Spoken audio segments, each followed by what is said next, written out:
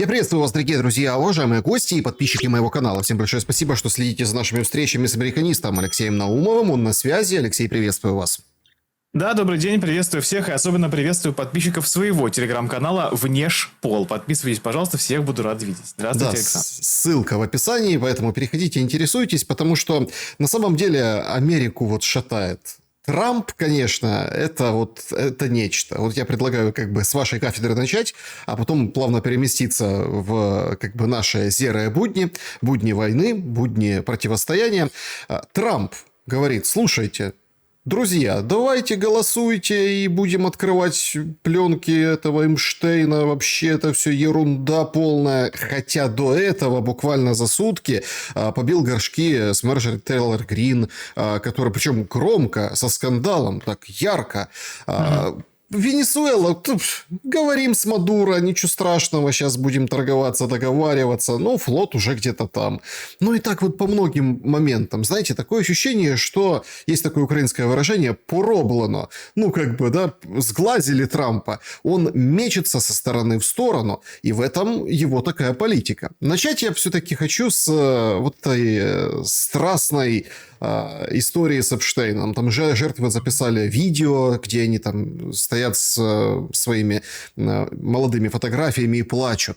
Ну так будет точка поставлена в этом вопросе? И самый главный аспект, так и есть там Трамп или нет его? Как сказал один из ведущих, известных правоконсервативных ведущих, близких к Дональду Трампу и такой наиболее консервативной части общества, неважно, совершал ли Трамп, значит, интимные действия сексуального характера или не совершал. Главное, чтобы, значит, Америка стояла, Америка жила. Вот такие, значит, нынче настроения в американском обществе, приближенном к Дональду Трампу. Смотрите, конечно, дело Эпштейна – это довольно знаковая история для американского президента. Почему? Потому что американский президент сам ее, в общем-то, к жизни и возвратил. Когда он приходил к власти, когда он баллотировался в президенты, он говорил, что я обязательно раскрою все подробности этого дела. Почему это дело так беспокоит американцев? Оно не столько связано там с личностью Эпштейна, с всеми этими ужасами, которые он творил, хотя и это тоже, да, ну, буквально беспрецедентно. Но оно связано и с тем, что американцы в целом не очень доверяют власти. Вообще люди сейчас во всем мире, это общий кризис демократии, они не очень доверяют правящим кругам. И крайняя степень такого недоверия – это теории заговора. Вот есть, например, теория заговора, что всем управляют там евреи, всем управляют, значит, какие-нибудь там богачи. Ну, хотя богачи, правда, много чем управляют, да? Вот и есть такая теория заговора, что, значит, на самом деле все эти элиты, разложившиеся, дегенеративная кучка педофилов, они там, сатанистов, запрещенных везде, они все, значит, как бы народ обманывают, а сами предаются там совершенно какому-то богопротивному разврату. И Дональд Трамп пришел как борец с этим самым развратом. Обещал, что он весь этот разврат выставит, значит, на показ и, соответственно, всех накажет. И тут внезапно, когда он пришел к власти, он поменял точку зрения на 180 градусов. Вот буквально вчера он говорил: все, сейчас мы всех этих эпштейнщиков покажем у общественности. А потом сказал: ой, вы знаете, ничего там на самом деле интересного нету, и все это демократы придумали, чтобы республиканцев, значит, черной краской замазать. И это большая проблема для Дональда Трампа, потому что его наиболее радикальные сторонники, то есть люди наиболее консервативные, наиболее националистичные, наиболее такие рьяные сторонники, они как раз вот из этих. Они вообще многие в первый раз в жизни пошли голосовать за Трампа вот в 2023 году, когда выборы были. И для него это было, соответственно, ну, каким-то совершенно... 24-м, да, извините. И для него это было совершенно... очень важно. То есть, смотрите, коалиция Трампа состоит из трех, как бы, частей. Первая часть – это вот эти наиболее реальные консерваторы. Вторая часть, ну, вот как бы просто консервативные республиканцы. И третья – такие умеренные люди. И проблема в том, что от Трампа, значит, постепенно начинают откалываться умеренные люди. Почему? Потому что мы видим, что по опросам треть американцев только поддерживает экономическую политику Трампа. Они недовольны пошлинами, они недовольны этим шатдауном пресловутым, который уже закончился. И они постепенно в Трампе разочаровываются. Значит, вот наиболее какие консервативные ребята тоже смотрят на Трампа и говорят: ты обещал бороться с Вашингтонским болотом, ты обещал со всей этой гидрой, жабой, обещал ее победить. А почему же теперь ты покрываешь вот это дело Эпштейна? И Трамп, правда, мечется. Выборы промежуточные через год, когда, собственно, избирается треть Сената и вся палата представителей. Ну и вот он переживает, и он как бы не хотел публикации этих документов. Но когда он понял, что она неизбежна, что в общем, хватает у его политических оппонентов, ну и в целом вообще у других участников политического процесса хватает голосов, чтобы эту историю опубликовать, он сразу подстроился и такой: да-да, сейчас все опубликуем. Как мы видим, для него это все не очень красиво, и он вынужден оправдываться, называть это все фейковыми новостями и в целом вообще, вести себя как Трамп на сковородке. Ну, вы знаете, просто здесь такой момент. Есть мнение, что там Эпштейн вообще работал на Израиль, да? И это проталкивают, ведут эту линию. Ну, опять-таки, это такая преснопамятная история зависимости американской политики от Израиля, да, и ПАК, и все остальные, скажем так. То, что вы называете евреи, да, теория заговоров. Есть... Евреи, сейчас, просто очень важно, что как бы там теория заговоров, что всеми правят евреи, она довольно банальна. В США есть большое влияние израильского лобби. Это не только евреи, это христианские сионисты, вот эти, типа сенатора Теда Круза. То есть, как бы, есть влияние израильского лобби на на американскую политику. Есть. Это не значит, что всем управляют евреи, как бы, да, то есть, как раз-таки, понимаете, очень часто люди, которые не хотят это публичить, да, они говорят: ой, да это просто ты опять евреев во всем обвиняешь. Нет, типа, евреи совершенно нормальные люди, никаких проблем с ними нету. Это именно что израильское лобби, именно государство Израиль имеет значительное влияние на американскую политику, это правда. Вот. И тут, понимаете, какая история проистекает дальше. Если мы посмотрим, что будет опубликовано, да, насколько может рухнуть Трамп от этого? Вот же главный вопрос. Рухнуть внутри. Там, где американские женщины среднего возраста, молодые и среднего, уже хотят уехать из Америки. Представляете, там большой процент, около 40, что-то в этом роде. Там 20% мужчин тоже хотят релоцироваться. То есть Америка, мага, все больше и больше набирает сторонников, чтобы уехать оттуда. Ну и, соответственно, в мире все хотят вроде как приехать в Америку, да, и поэтому там мигрантские вопросы специфическим образом решаются. Вот эти, помните, золотые карты, золотые визы от Трампа. Правда, пшик получился. На выхлопе никто, собственно, популярностью шибко это дело не пользовался, и особо никто из богачей, которые там не хотят покупать за миллионы долларов вот эту, скажем так, свою золотую визу или как-то гражданство американское. То есть проблема есть, и она как бы фундаментальная. Насколько опубличивание дела Эпштейна вот просто может обрушить Трампа. Ведь вот эти все... я даже не хочу, это такая грязноватая история, но тем не менее. Там Трамп, Билл Клинтон, их отношения, там Эпштейн в каком-то там 18-м году отправлял имейл о том, что они там как бы, собственно, чем занимаются друг с другом, да. Понятно, что, наверное, метафорически, но тем не менее. В общем, достаточно такая скабрезная история. И обрушившийся рейтинг Трампа чем для мировой политики, если мы предположим, что он обрушится, чем грозит? Слушайте, как бы это самый главный вопрос. Дональд Трамп неоднократно демонстрировал свою способность выходить сухим из воды. И, безусловно, я думаю, от какой-то истории такой вот он отмоется и ее, что называется, пропустит. Да, он ее сможет не запачкаться. Но проблема в том, что, понимаете, главное как раз не то, что в этих документах обнародовано, а то, что он так противился их публикации. Он, с одной стороны, обещал эту публикацию, а с другой стороны, начал ей противиться. И как раз-таки, если бы в этих документах были какие-то обличающие сведения, он мог бы своим сторонникам сказать, что да, вы знаете, это все там вранье, это все придумано, это все там демократы набедокурили. А он, по сути, сейчас пошел против своих же сторонников. То есть он им начал говорить: не интересуйтесь делом Эпштейна, здесь не на что смотреть, все хорошо, все в порядке, не занимайтесь этим, пропустите это мимо ушей. И поэтому люди, конечно, люди это видят, будет. И его рейтинг будет снижаться, я думаю, дальше, но он не упадет и не рухнет. Ладно, Трампу еще править, все равно его никто не отрешит от власти. И в целом у него нормальная ситуация пока. Ему больше не избираться. Он уже одержал все победы, которые ему можно было одержать вот в этом электоральном поле. А что касается популярности, ну да, она будет, полагаю, какое-то время еще падать. Посмотрим, что он сделает к промежуточным выборам. Вот сейчас есть идея раздать всем по $2000. Типа, это доходы от таможенных пошлин.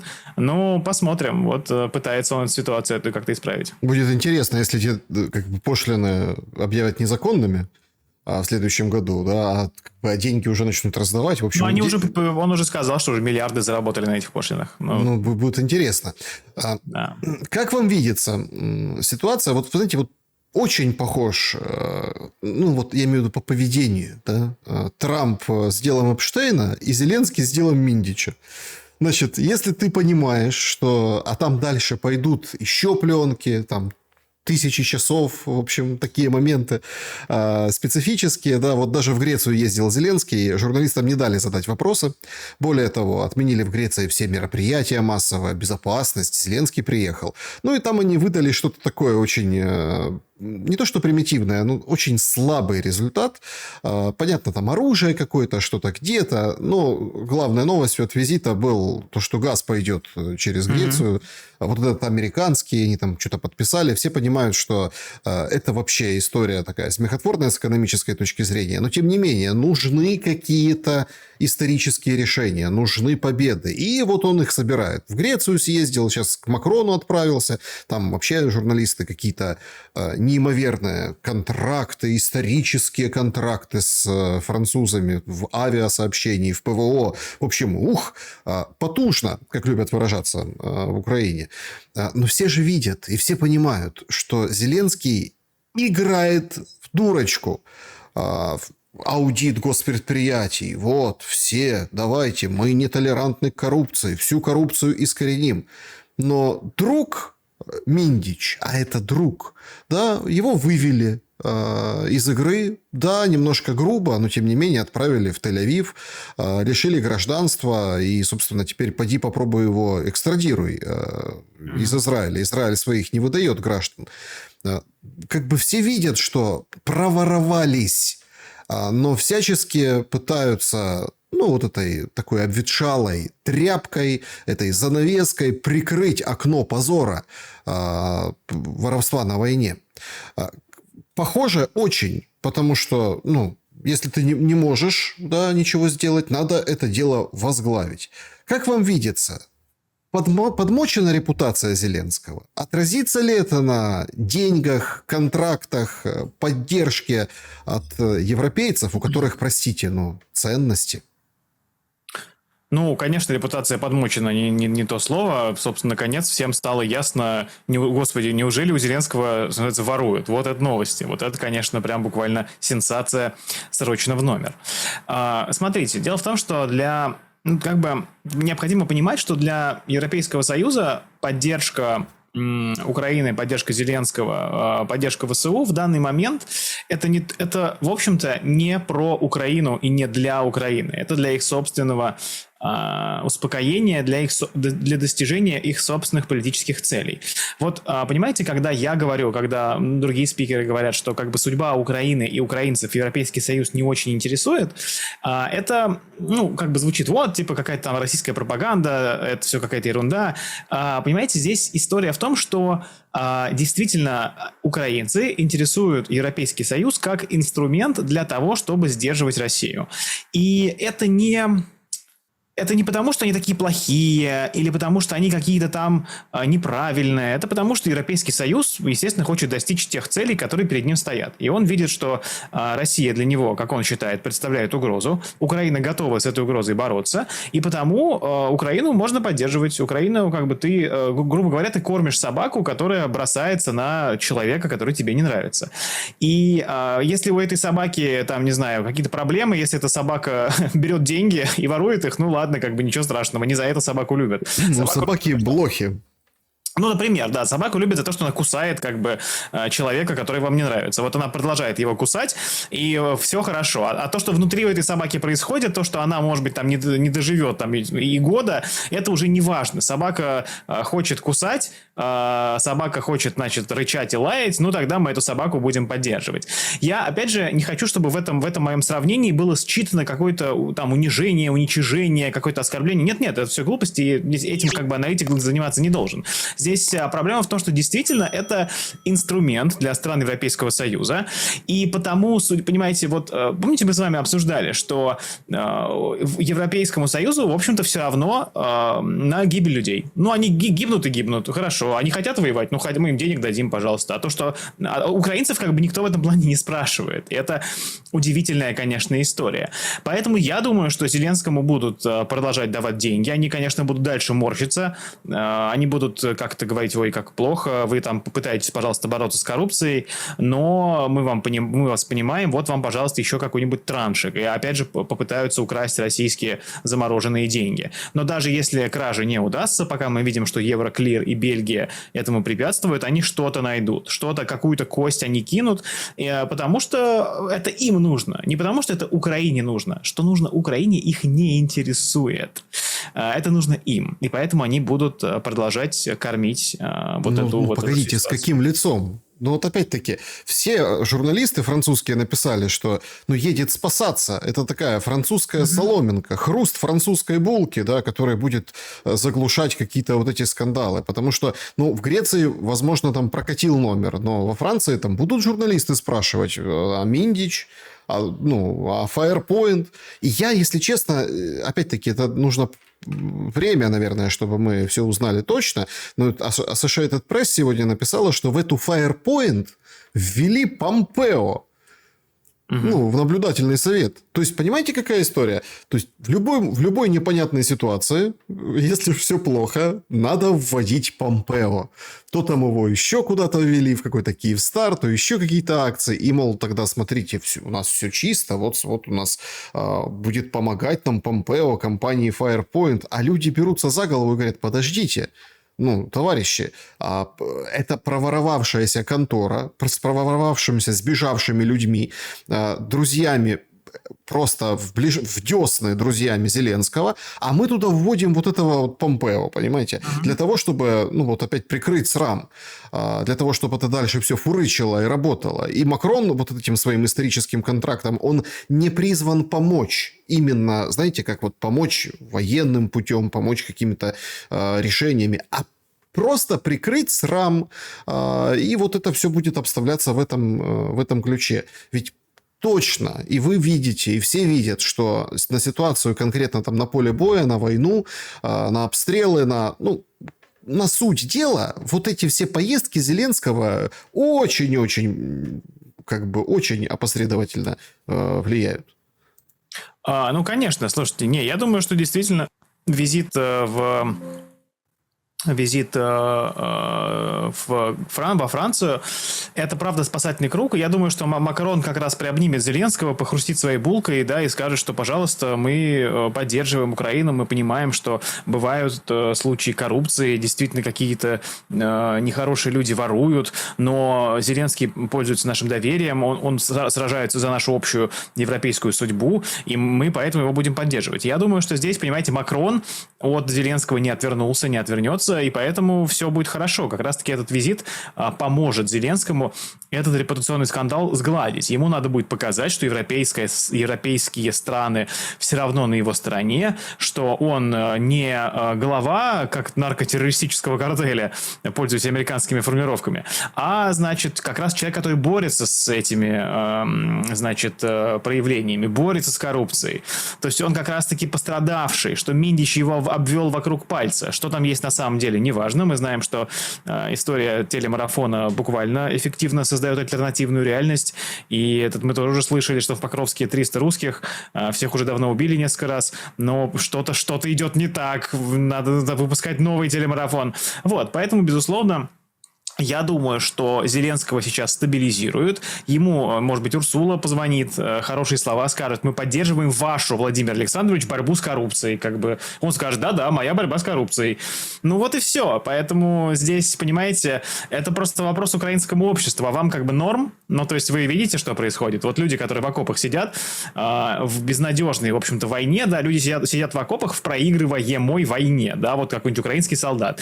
И вот он видит, что тут золотой унитаз. Это вообще, мне кажется, символ реально восточноевропейской коррупции, золотой унитаз, да. То есть буквально не просто там Миндич украл там какие-то там 100 тысяч долларов и купил себе машину. Просто реально человек настолько как бы бросает вызов устоям, обществу, общепринятым мерам, что говорит, я и унитаз себе золотой куплю. То есть самая, что называется, такая постыдная функция человеческого организма у меня тоже будет в золоте. И что вы мне сделаете? То есть это буквально пренебрежение обществом, плевок ему в лицо. Ну, как бы, и что? Ну, и нормально вам. Потому что, как бы, знаете, Макрон и Урсула, и Стармер, и Мерц, они вместо вас, как бы, это все не остановят. Они будут поддерживать всю эту мясорубку, чтобы добиться своих политических целей. Поэтому, да, я полагаю, что Зеленского будут спасать всем коллективным брюссельским обкомом. Сегодня Трамп тоже вышел с такой очень интересной формулировкой. Его, как бы, перепечатали не очень корректно. Там надо опять... Трампа надо уметь слушать, уметь считывать. И там не совсем так это все обстоит, как вот это подают в разных там новостных телеграм-каналах, разных СМИ. Ну, мол, санкции против России и страны, которые сотрудничают с Россией, в общем, санкции. И Иран туда мы можем прикрутить. Там немножко по-другому. Трамп просто возвышается как арбитр, да, как вот такой судья, и говорит, вот смотрите, сенаторы вот есть такие, ну, типа Грэма, да, как-то, которые вот они должны решить, и мы поддержим вот эти все там удары по России санкционные. Но, с другой стороны, есть же и другие люди, которые там, да, за сотрудничество. И вот Трамп пытается в этом вопросе играть такого, ну, арбитра. Многие всю прошлую неделю, которые наблюдали за скандалами и вот этими пленками, да, наверное, у нас будет новая серия, новый сериал на этой неделе. Там уже говорят, что Ермак на этих пленках обсуждается как Али Баба. Ну, у них там тут Че Гевара, тут Али Баба, они там сами себе понапридумывали эту всю историю. Что, ну, в общем, вот этот скандал, да, его будут пытаться гасить, в том числе и активизацией мирного трека. Умчался Умеров, говорит, мы там контакты у меня в Турции, в Катаре, потом Арабские Эмираты почему-то возникли. В общем так, фигурант этих всех записей, когда был министром обороны, сейчас он секретарь СНБО, говорит, будем активизировать там обмены, что-то еще, вот детишки, вот это все. И серьезно, очень много таких, ну, таких сигналов о том, что, ну, Ушаков делал заявление. Короче, что будет активизирован мирный трек. Стамбул-2 возродят. Как вы к этому относитесь? Насколько одно с другим взаимосвязано? И действительно ли Дональд Трамп, вот, собственно, дал такое негласное распоряжение поджучить, прижать, придавить Зеленского для того, чтобы он был сговорчивее и вот, собственно, с мертвой точки сдвинуть процесс переговоров. В общем-то, поэтому весь и скандал. Да нет, мы же слышали недавно заявление господина Кислицы, кажется, да, что мирный договор, переговоры закончены до конца года. Нет, понимаете, я думаю, что тактика противодействия вот этому Миндич-гейту будет состоять в том, что Зеленский будет изображаться жертвой, он будет изображаться как буквально человек, преданный своим ближайшим другом, то есть он, значит, этого Миндича возвысил, и там день рождения у него отмечал, и он думал, что они вместе, а вот собака Миндич оказался, значит, такой вот, не оказался не отцом, а нехорошим человеком, да, как бы перефразируя Гарича, опять же. И все. Здесь не нужно будет активизировать какие-то треки, понимаете? Особенно в эпоху войны управляемость украинского общества, ну, вообще любой политический режим во время военных действий, он, грубо говоря, становится более простым, более примитивным. И просто, ну, хорошо, нет, вам сказано в телемарафоне, что Зеленский к этому отношения не имел, посмотрел, и он предан Миндичам. Ну, значит, слушайте, а кто никому не нравится, тот пойдет на фронт в ТЦК. Ну, в смысле, в ТЦК, а потом на фронт. Поэтому я не думаю, что, понимаете, здесь будут какие-то махинации. Здесь будут буквально очень простые, очень понятные действия, что называется, насильственного характера. А кому не нравится, тот будет объявлен, значит, человеком неблагонадежным и столкнется с последствиями.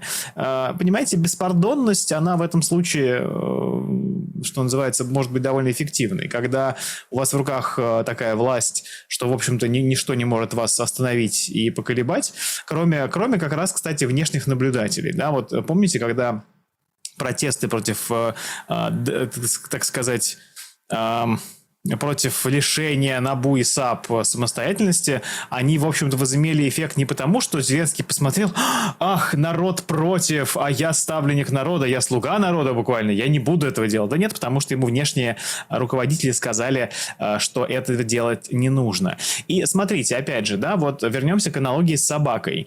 Почему собаке прощается коррупция? Потому что это как бы такое внутреннее дело собаки. Главное, чтобы она эффективно, значит, кусала врага вашего. И поэтому, если вы... И есть органы НАБУ и САП, которые как бы надзирают за вашей вот этой собакой от вашего лица. И когда вы их пытаетесь лишить независимости, то вам говорят, нет, погодите, это как бы наши ребята, мы с помощью них руководим вами. А то, что у вас там какие-то скандальчики, ну ничего страшного. Главное, чтобы вы свою функцию продолжали делать. Именно поэтому внешнее давление здесь могло бы быть наиболее эффективным, но его здесь не будет, потому что если мы сейчас как бы эту собаку захотим убить, она не будет кусать, поэтому нет, собака должна жить, собака должна существовать и должна приносить пользу. Поэтому внешние игроки Зеленского поддержат, а внутри он волен делать все, что ему заблагорассудится, не опираясь на мнение какой-то общественности. Пожалуй, так. Но, в общем, каких-то перспектив активизации мирного переговорного как бы кейса вы не видите от слова совершенно и совсем.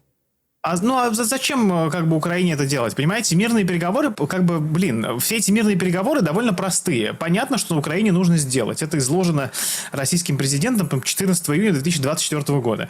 Не шли на это, и сейчас зачем на это идти, понимаете? Переход к реально мирным переговорам и мирным уступкам – это конец политической карьере Владимира Зеленского. Это конец политической карьере почти всех его приближенных. И зачем им на это идти? Европейский Союз поддерживает, американцы вроде пока сильно не давят. И зачем проигрывать раньше времени, думают они, так сказать, наслаждаемся процессом. А то, что люди гибнут... Причем, понимаете, проблема в том, что люди гибнут безрезультатно. То есть, они гибнут или они не гибнут, итог будет одним и тем же. Но, что называется, пока руководство Украины считает для себя возможным и правильным продолжать этот довольно бесперспективный процесс. Погодите, вы говорите, процесс бесперспективный, но его продолжают. Значит, видят какие-то, не знаю, какие-то горизонты, какие цели, задачи, КПД, в конце концов, коэффициент полезного действия, именно для Запада. Вот он вызывает вопросы. Мерц выходит, говорит, я говорил с Зеленским, да, говорит, хватит мне молодых украинцев присылать, они нужны в Украине. То есть, абсолютно циничная, такая прямая, тупая даже, да, как бы фраза, которая брошена в адрес тех людей, которых Зеленский выпустил. И когда вы говорите, он не может на общество, да, как бы оглядываться, может не оглядываться, да, имеется в виду Зеленский. Но погодите, там звезды определенные, такие специфические, но тем не менее, звезды, назовем их так, украинского шоу-бизнеса отказываются в вечернем квартале выступать, потому что Миндич, потому что скандал. Да, вот эти люди, да, там горстка их выходят, какие-то протесты что-то организовывают. Соцсети переполняют вот эти там, старые, новые вперемешку ролики про Свинарчука, мол, у Порошенко, если у меня будет Свинарчук, я уйду. И говорят, Зеленский, уходи. Более того, Коломойский вышел и с таким, просто непередаваемым восхищением говорит, что Наполеон IV, да, скоро его не будет. В общем, есть нарратив или как мнение. Сейчас это любит Зеленский, раньше любил, вы, можете, слышали, вот это адженда, да, адженда, что он должен взять, собрать манатки и, в общем, передать власть на парламент и все, да, и уйти. То есть, откуда-то это же зарождается. Поэтому тут такой момент специфический. И если условно мы увидим там следующие серии пленок, например, да, где там будут Али Баба, будет Аладдин, будут еще всякие Шахерезады, да, то простите, пожалуйста, но активизация каких-то контактов или видимость этих контактов, что вот смотри, Трамп, ты хотел мирные переговоры, вот мы вот что-то проводим, ну, это может стать жизненно необходимой для политической власти зеленого режима. Да нет, смотрите, понимаете, необходимо, мне кажется, разделять некую общественную реакцию на события, безусловно, люди недовольны, и способность этой реакции приводить к значимым политическим изменениям. Безусловно, значительная часть украинского общества недовольна. Я полагаю, что солдаты, которые воюют на фронте, также как бы не испытывают большого восторга по поводу Миндича и его дел. И по поводу в целом Зеленского и его дел. Но способно ли это недовольство, можно ли его капитализировать и преобразовать в возможность для политического действия? Я такой возможности не вижу, потому что, в общем-то, управляемость государства остается в руках Зеленского.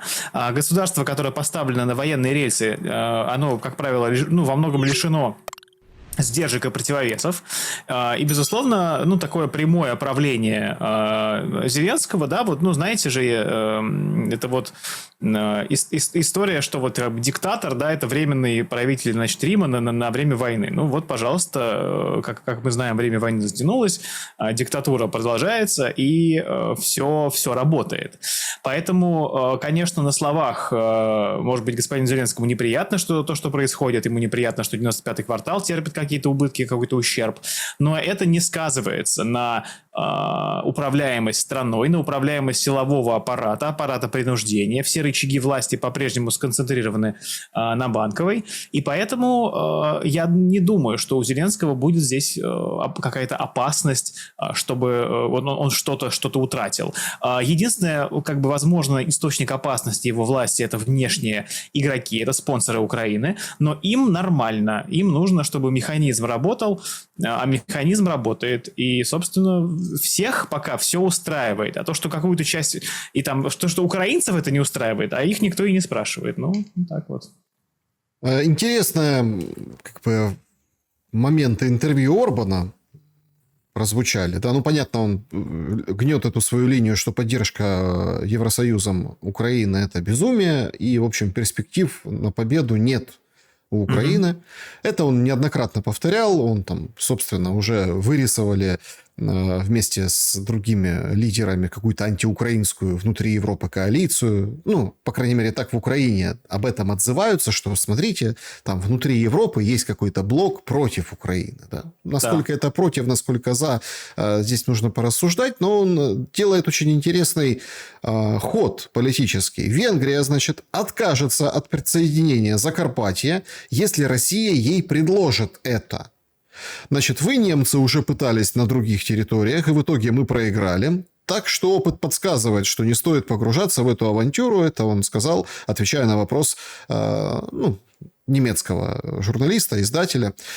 И, соответственно, нарастает вот эта история, что, мы помним, раньше Зеленский говорит, что Венгрия там что-то собирает информацию о реакции, о том, чтобы откусить Закарпатье. Пока все делают очень такой, скажем, вид специфический, да, такой очень хорошую мину при такой достаточно плохой игре. Однако, если посмотреть по факту, может ли дойти ситуация до раздела Украины на фоне подмывающегося авторитета центральной власти? Я знаю, что об этом часто говорят. Я не разделяю эту точку зрения. Я не думаю, что нас ждет какой-то раздел Украины. Мне кажется, что власти Европейского Союза сдержат поползновение некоторых своих членов по, значит, приобретениям каким-то земельным и территориальным. Я думаю, что то, что мы увидим, что новые российские регионы, которые вошли в состав России, да, после 2022 года, они будут под контролем России. Здесь, что называется, нет сомнений. Финальная граница будет уточняться. Я думаю, что, в общем-то, в России нет сейчас оснований отказываться от своих целей по получению контроля над всеми территориями бывших херсонских, Запорожской, Донецкой, Луганской областей, да, бывших этих областей Украины. Поэтому вот это то территориальное изменение, которое нас ждет. Я думаю, что сохранение на оставшейся территории Украины некоего государственного образования, оно находится в интересах Европейского Союза и США, и я не думаю, что эти территории как-то пострадают. И Закарпатье, что называется, останется украинским, потому что на то будет воля лидеров стран ЕС. Условно говоря, хорошо, мы там проиграли вот эту военную кампанию, скажут они, лидеры стран ЕС, но мы будем поддерживать Украину и не будем претендовать там, не позволим там Венгрии, Польше, кому угодно претендовать на ее земли. Поэтому я думаю, что территориальная целостность оставшейся части украинского государства будет в той или иной форме сохранена. И именно поэтому, собственно, Россия формулирует требования, например, демилитаризации, чтобы эта оставшаяся часть Украины не могла нести военные угрозы российским интересам. Вот и все. То есть это даже, то есть из этого требования мы исходим вот мы, исходя из этого требования, мы понимаем, что Россия тоже предполагает сохранение за Украиной какой-то земли, какой-то государственности, какой-то территории, и не предполагает ее распада. Поэтому я думаю, что, учитывая оба названных мной вот этих вот тезиса о властях Европейского Союза и о послевоенных планах России, мы можем сделать вывод о том, что распада Украины ожидать все-таки не стоит. Но тут возникает вопрос о претензиях территориальных. И многие утверждают, что это ключевой вопрос. Настолько ключевой, что даже вот в этих всех планах... Ну, опять-таки, может, вы слышали, что есть сливы, о том, что установлены дедлайны, что до 3 декабря нужно сторонам встретиться и сделать какое-то общее заявление. Я имею в виду по возрождению Стамбула-2. А там, в общем, сначала Россия свои обновленные требования предлагает Украине, потом Украина отвечает, потом это все аккумулируется. Ну, это такие, знаете, как бы слухи. Земля слухами полнится. И там в этих пунктах есть определенные, ну, скажем, такие вещи, которые там вот эти жесткие требования нивелируют. Ну, например, там Россия хочет забрать Донбасс, да, но войска уходят вооруженных сил Украины, а российские как бы не заходят. И там под международным контролем, в общем, как бы вот это вот сопровождается порядок и вот эта вот зона безопасности теоретически, да. Например, Украина как бы не отказывается от территории, просто вписывают в Конституцию, например, там понятие «историческая Украина». Ну, мол, как бы, чтобы сохранить вот эти границы 91 года на бумаге, но де-факто будет там другая Украина, вот такая. Ну, и вот эти, знаете, ну, там русский язык, например, требования отпускают вожжи, то есть никто, в общем, не преследуется, но формально остается только украинский, и, собственно, все. И вроде как и овцы целы, и волки сыты. Ну, вот уже всякие такие форматы, как обойти, переиграть жесткие требования российской стороны, уже выписываются. Есть поле, диапазон для маневра в том, что требует сейчас Россия, как вам кажется? Я думаю, что, смотрите, перед Россией стоит главное требование, и главное требование – это интересы безопасности. То есть, неоднократно российский президент говорил о том, что главная причина специальной военной операции, да, начавшейся военной этой операции, она состоит в том, что Украина создавала угрозу Российской Федерации. Она создавала ей угрозу путем проведения интересов НАТО, путем проведение политики, которая была антагонистична России. Была антагонистична значительной части этнических русских, которые жили на территории Украины. Поэтому я думаю, что как раз-таки военные требования безопасности, демилитаризации, они первичны. И я думаю, что как раз-таки требование защиты интересов русскоязычных людей, оно может быть удовлетворено в разных формах. Например, возможно, собственно, разрешение на беспрепятственный допуск людей на те территории, которые раньше были украинскими, сейчас стали российскими. Кроме того, я думаю, что вот этот вопрос именно защиты прав людей на территории Украины, вот он будет решен, может быть, и таким способом. То есть не только принятием закона на Украине он может быть решен, да, о разрешении канонической УПЦ, о правах русскоязычных людей, но и буквально правом людей переходить на вот эту территорию России, получать российское гражданство и получать, соответственно, защиту российского государства. Вот, поэтому в целом, понимаете, главное понимать, мне кажется, в этом вопросе, что российские требования, они в этом плане первичные. Россия выиграла или выигрывает сейчас вооруженный конфликт, и потому ее требования, мы можем ожидать, будут удовлетворены. Как они могут быть удовлетворены? Ну, понимаете, с каждым днем, пока украинское руководство не идет на субстантивные, содержательные переговоры, с каждым днем возможность достижения России всех ее целей в российских формулировках и в российских понятиях возрастает. Поэтому я думаю, что в интересах Украины как раз выходить на те переговоры с Россией, которые будут, что называется, сущностными и содержательными, и предлагать те варианты, которые устроят руководство России и в какой-то степени там устроит руководство Украины, украинский народ, украинское государство. Конечно, сложно это делать, ну, практически невозможно это делать именно Владимиру Зеленскому. Я думаю, что другое руководство Украины, следующее, да, избранное людьми, я думаю, что будет готово это делать с большей вероятностью. Поэтому да, резюмируя, я думаю, что возможны креативные подходы, но при условии выполнения российских требований и российских вот таких озабоченностей, в первую очередь в вопросах безопасности. Для государств сейчас вопрос безопасности все равно имеет первостепенное значение, здесь никуда не деться, и никуда мы от этого не уйдем. Фронт затрещал, и пошло движение в Запорожской области, причем такое достаточно по меркам вот этой войны, такое галопирующее, я могу даже такое слово подобрать, потому что мы видели там Успеновка, потом Равнополье, и, в общем, идет нависание над Гуляйполем. То, о чем вы говорите, ну, опять-таки, да, какие-то предложения от украинской стороны для российской, чтобы как-то где-то, собственно, на чем-то сойтись, оно ведь не может быть выполнено до какой-то точки, да, определенной, куда там смогут дойти российские войска. Вот они, Равнополье, да, взяли, есть уже там все подтверждения этому. Хотя, понятно, там украинская сторона тормозит новости с фронта, говорит, что там где-то успех имели ВСУ, или, в общем, маленькие победы выдаются за большие, чтобы, собственно, не было шоком.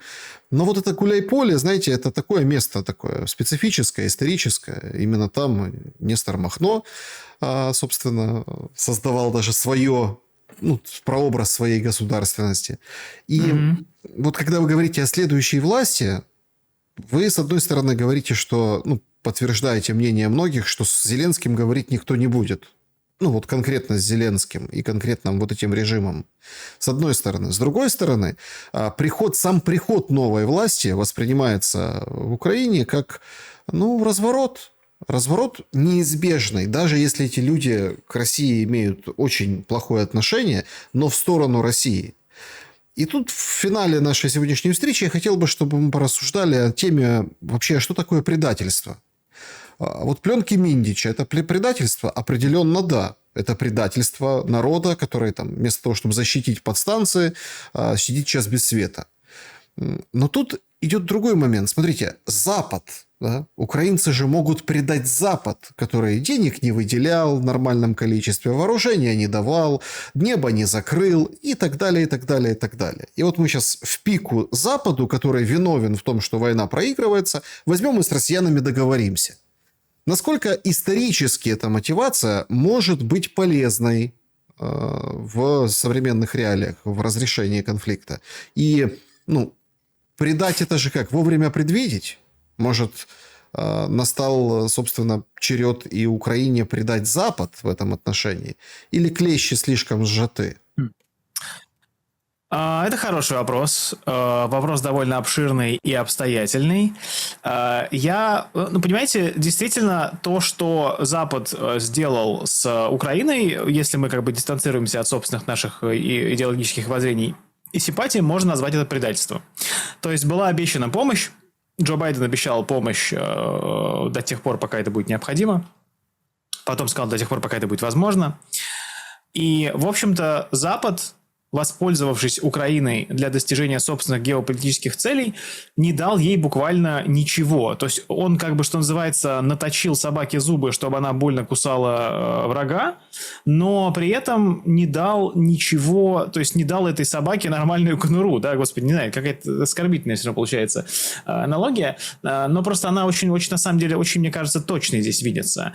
То есть, грубо говоря, понимаете, любви к Украине в этом не было никогда. В этом была любовь к функции, которую Западу нужно было выполнять. И понимаете, вот почему так много сейчас говорится о членстве в Европейском Союзе? Ну, хоть что-то Украина должна получить за то, что она добровольно принесла себя в жертву интересам Запада. Ну, хоть какие-то преференции она должна получить. Потому что, понимаете, сейчас, когда конфликт будет закончен, интерес к Украине, мне кажется, во многом пропадет. Кому охота будет вкладывать деньги в реконструкцию разрушенных территорий, когда мы видим, что эти деньги уйдут очередному Миндичу, когда мы видим, что эти деньги никогда не вернутся инвесторам. И в этом плане, безусловно, в исторической перспективе то, что западные страны сделали с Украиной и украинским народом, это можно назвать предательством. Мы всегда говорили, что, понимаете, вот эта вот историческая связь украинского и русского народов, ну, как бы сложно отделить один от другого, она как бы приводит к тому, что, в общем-то, никто, кроме России, там в судьбе, в интересах Украины был не заинтересован. И, собственно, Россия все эти годы продавала газ по низким ценам. Россия шла на какие-то условия, она давала кредиты, тоже то ли беспроцентные, то ли с низким процентом. И все, что требовалось в ответ, это не создавать угрозу, не выступать проводником интересов российских противников, российских врагов. Это была не очень высокая цена, но, видите, та часть украинского общества, которая пришла к власти после 2014 года, не захотела эту цену платить. И вынуждена была заплатить гораздо более высокую цену.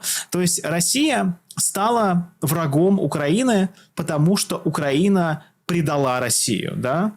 Она пошла, что называется, на Запад, и она стала нести России угрозу. То есть Украина предала Россию, а Запад предал Украину. Потому что он, конечно, говорил ей, да, конечно, приходи к нам. У нас здесь, что там, помните мем про кружевные трусы? У нас здесь как бы европейская жизнь, у нас здесь хорошо и славно. И Украина поверила этим заявлениям, то есть та часть Украины, которая была в руководстве страны. А Запад предал. Запад вооружил и сказал, ну иди, хочешь к нам, иди убивай русских, иди вот на эти ржавые мины, иди убивайся о российские дроны, российские танки, российские эти герани.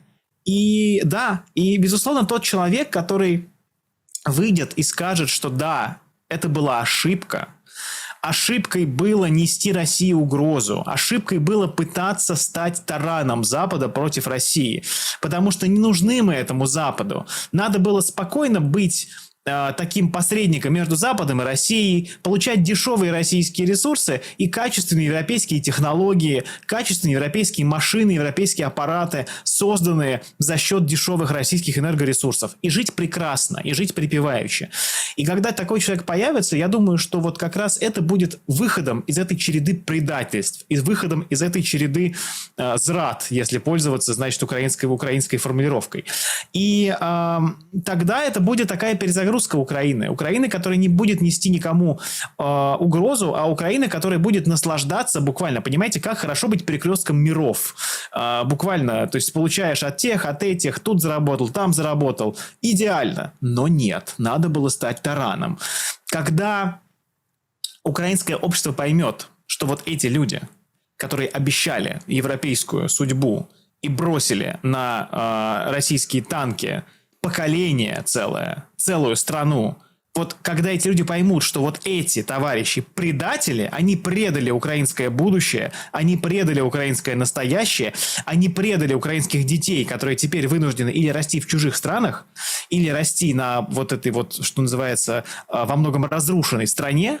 Вот когда украинское общество поймет, что вот эти люди были предателями, тогда вот, может быть, и наметится выход из череды этих предательств. Но не ранее, не ранее. Что вы вкладываете в понятие «общество поймет»?